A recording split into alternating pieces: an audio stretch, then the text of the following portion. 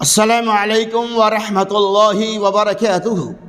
الحمد للہ رب العالمین والعاقبۃ للمتقین والصلاۃ والسلام علی اشرف الانبیاء والمرسلین وعلی آلہ واصحابہ اجمعین، اما بعد۔ عن عائشة رضی اللہ عنہا قالت كان رسول الله صلى الله عليه وسلم إذا اغتسل من الجنابة يبدأ ويغسل يديه إلى آخر حدیث، رواه البخاری۔ حضرت عائشہ رضی اللہ تعالیٰ عنہ فرماتی ہے کہ رسول اللہ صلی اللہ علیہ وسلم جب غسل جنابت کرتے تو آپ صلی اللہ علیہ وسلم سب سے پہلے اپنے دونوں ہاتھ کو دھویا کرتے تھے۔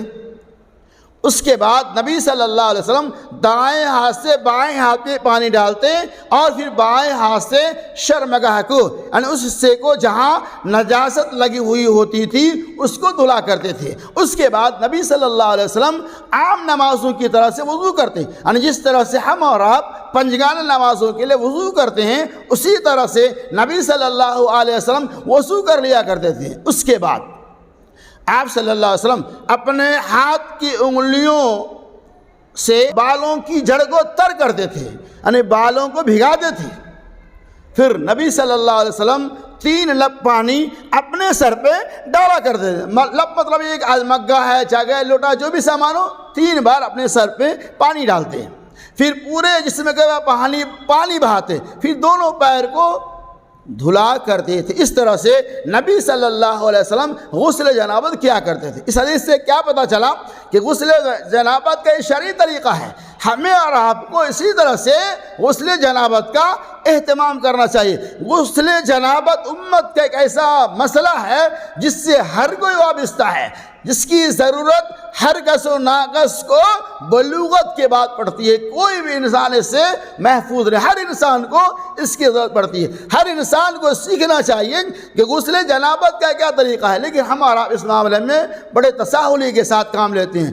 ایک بات اور بھی سن، جو طریقہ مردوں کا ہے وہی طریقہ خواتین کا بھی ہے، صرف فرق اتنا یہ ہے اگر خواتین بالوں کی چونٹیاں باندھی ہوئی ہیں، ان چونٹیوں کو بعض روایتیں آتی ہیں کھول بھی سکتی ہیں، آپ کھول بھی سکتی ہیں چونٹیوں کو، اور اگر کھولنا نہیں چاہتی ہیں تو آپ چونٹیوں کے جڑوں تک پانی کا پہنچانے کے بعد کر جائیں۔ دونوں صورتحال جائز ہے، یعنی آپ چاہے تو سر جو آپ کا بال گدھا ہوا ہے، چونٹی بنی ہوئی ہے، آپ چاہے تو کھول لیں اور آپ چاہے تو ان کے جڑوں تک پانی کو پہنچا دیں۔ تو گویا کہ مرد عورت کے غسل جنابت میں کوئی فرق نہیں ہے۔ ہمیں اور آپ کو یہ طریقہ سیکھنا چاہیے۔ کیا ہوگا؟